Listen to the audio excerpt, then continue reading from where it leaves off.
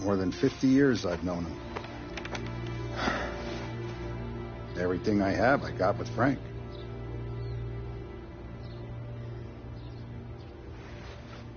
And every buck we've earned, every dime we've paid out, it's all logged in those books. Frank hands those over to the feds, we're finished. Frank respects one person in this whole town, and that's you. This has got to be some kind of misunderstanding. I've been calling him all day. I went by his place. He's gone. His wife and kid are gone. But why? I don't know. I'm sure he has his reasons. Maybe he's still smarting over the dog. The one you tried to drown? Yeah. Same one I shot after he wouldn't let me sink her. I was a stupid kid, Tommy. But grudge or no grudge, we gotta get those books back. Shake down all our stories. See who knows what. When you catch up to Frank, you get those books. And if he doesn't have them on him, you make him tell you where to find them. After that, you do what we gotta do.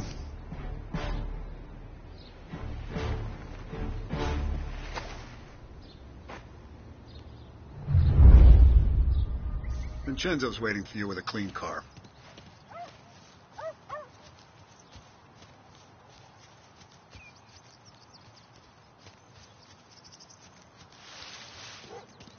Tough day today, Tom. We gotta keep a lid on this, Tom. Start with Biff, but don't give him nothing. I got you a clean set of wheels. And something special here, if you want it.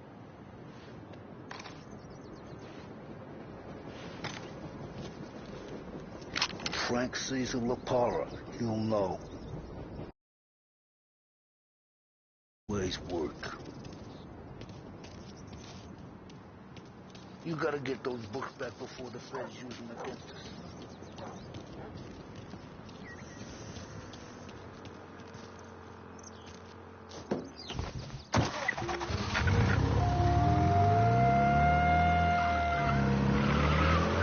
And now for the latest news. The Navy is today continuing its search for the remains of those brave souls lost aboard the airship USS Akron.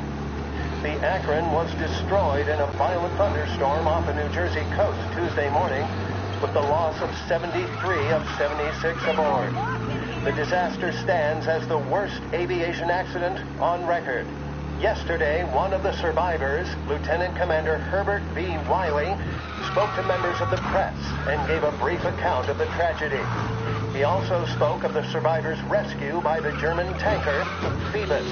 President Roosevelt has described the loss of the Akron as a national disaster and said that he grieves with the wives and families.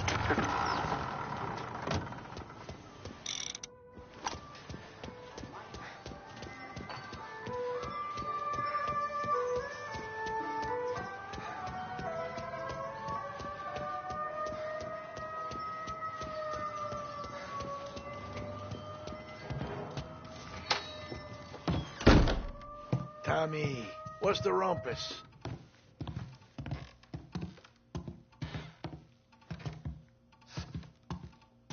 Heard any big news lately? Something that Don might want to know. It depends. What's it worth to you? $20. How about 40? All right, spill.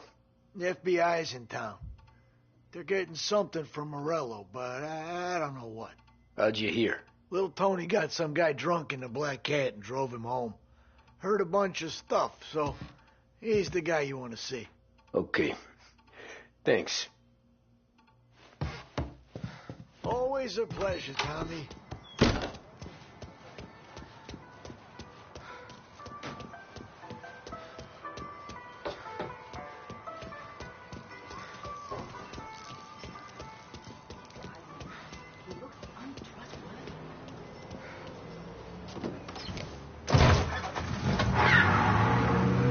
Welcome to a WLH.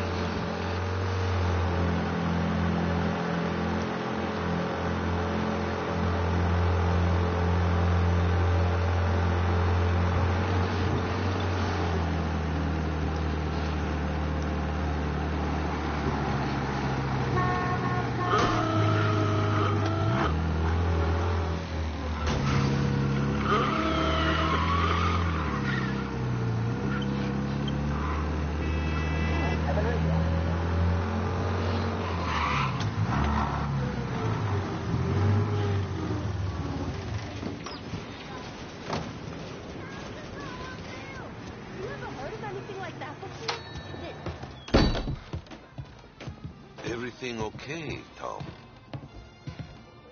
Nah, it's not. What's this about the guy you drove home who's with the feds? He came in for a drink, which turned into 10. He's hired muscle for some kind of safe house. Where? Oak Hill, corner of Pine. He gave me $10 to drive him back and keep my mouth shut. Later on, that Councilor Gilatti's brokered some kind of deal between Morello and the FBI. They were all ready to sit tight on someone in there. Why the hell didn't you tell us? Tom, I did. I came in to see Frank straight away. He didn't tell the Don? No, he didn't. Tom, what's going on?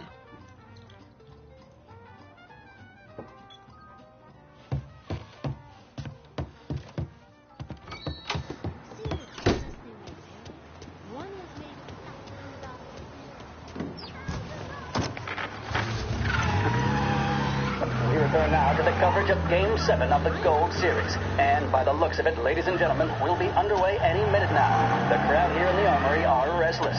You can almost taste the tension as we approach this.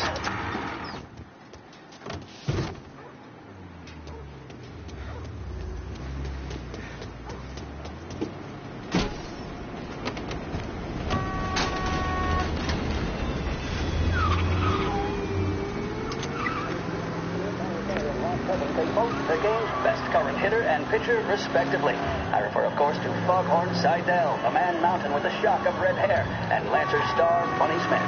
Speaking of Smith, he is jogging, I suppose you'd say, between his teammates, issuing...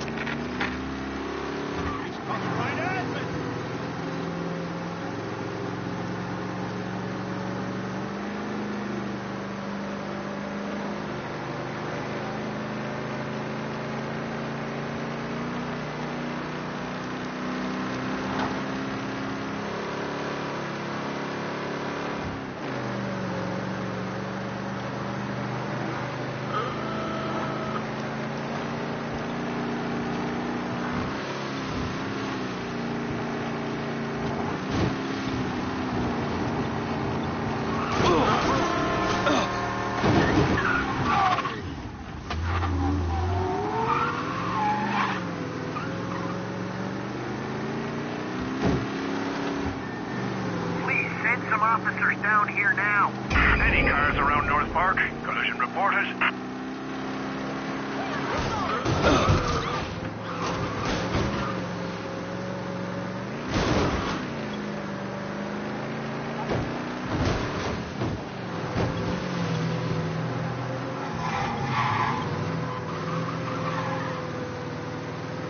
All officers, search is called off. Repeat, abandon search. Return to patrols.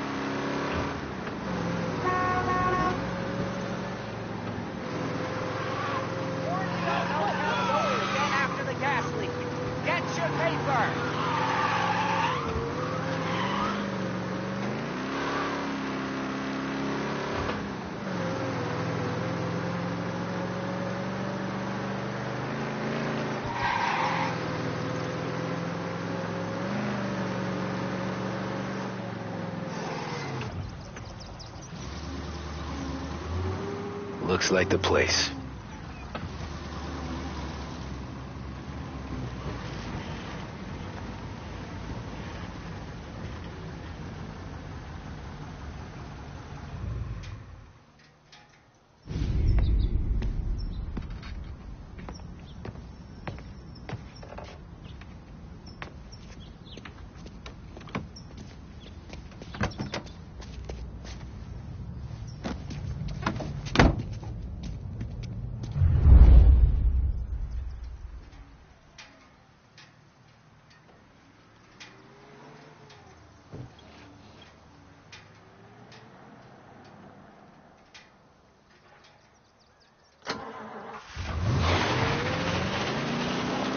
Take me to those account books, Frank.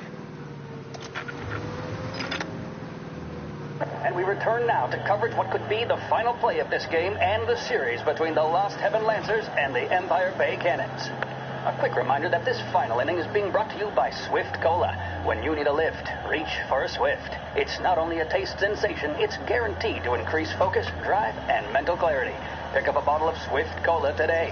And as we are coming to a close, let me thank today's other sponsors, Big Break Cigarettes and Lost Heaven Courier. Both of these teams could be said to be entering golden eras. Each team has a star player at the core with promising youngsters set around them. I refer, of course, to Smith and Seidel. The Cannons have had several such golden periods. The Lancers, it's fair to say, have not. I can see Lancers manager Frankie Hodge prowling in front of the dugout, gesticulating. He seems animated, to say the least. Looks like he's putting one of the officials in his place or something or other. With the noise of the crowd, it is quite hard to say for sure. Whatever's going on down there, you can feel the sense of occasion, and you just know that whatever happens, the crowd will be the first to tell you what has happened. The Lancers are now within minutes of snatching the Gold Series, which at one stage had appeared doomed, but they equally teeter on the edge of defeat. It all comes down to the final play. Nobody is warming up in the bullpen. Nobody down there is considering the possibility of extra innings. Bunny Smith then, standing on the mound, a look of steely determination on his face. He's betraying no emotion, doesn't look nervous or tired after his exertions this series, nor does he appear to be carrying the weight of expectation. He's having a word with the umpire about something or other. What a strapping fellow, 6'2", 195 pounds. If the Lancers are to win here today, he's going to write himself into the record books. And boy, oh boy...